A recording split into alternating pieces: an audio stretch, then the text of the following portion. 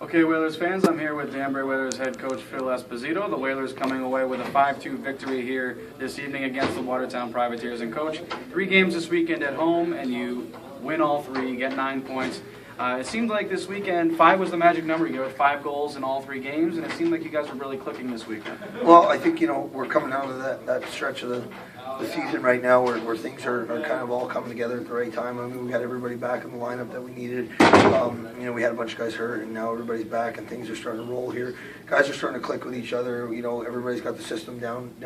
Where it needs to be. Everybody knows what's going on, and we're starting to get those. If you noticed over the course of the weekend, we're starting to get those situations where players are knowing where each other is going to be, and kind of just reading off of that, and things are going pretty well. And the biggest thing for us is we went through a little stint here where we weren't scoring any goals, we weren't getting a lot of quality shots, and I think that we started doing that again, and we're going that hard. And when we do that, we're a good team, and we score goals, and we've been playing real well defensively. And obviously, you saw the goaltending we were getting this weekend out of both Mike Brown and Kevin Hoy. So, when you got all that stuff going together, it makes for a pretty successful weekend. This is all we can ask for right now. Now, talking about Kevin Hoy, he played another great game here tonight. He's won his last 4 starts, and obviously Mike Brown is going to be the goaltender moving forward. But what can you say about the job that Kevin Hoy has been doing this season for you? Well, I mean, Hoyer's, either or. When I decide to make a decision about who's going to play, the team is pretty confident. I mean, we're not in a situation at all where, if Mike's going to take a night off, or if we're going to play Hoyer for a night because Brownie got suspended or whatever, like he did a couple of weeks ago, that we're shaking in our boots and we're worried about it. I mean, Hoyer's a good goalie. He's going to be a good goalie in this league and maybe in a higher league at some point in the next couple of years. And he's a real competitor. He's just as competitive as Mike, and that's something that you need as a goaltender. So, I mean, I'm real happy with what we got here, and obviously we're going to, hopefully wrap up first place here this weekend and get a couple weeks off, get everybody healthy, and then get Brownie ready for the playoffs. But if I have no hesitation at all about having to putting Hoyer in the net if I have to in the playoffs. I won't even bat an eyelash about it.